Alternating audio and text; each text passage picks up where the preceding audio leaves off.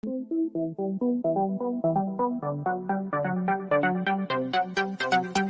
there. Subscribe to my channel. And also press this bell icon. Generation Smart Production. Hey guys, today we explain new video tutorial about how can remove apps without installing any app.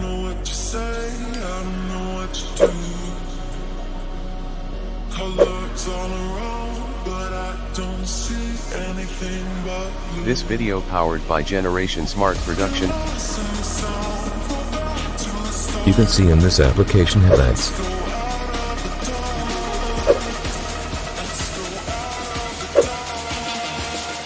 To remove it, you need to follow some steps.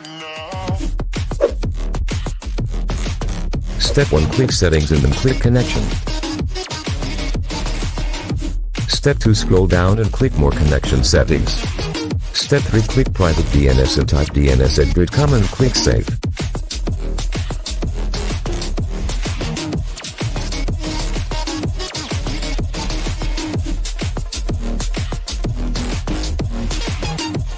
Now open again application and you can see ads was removed from application.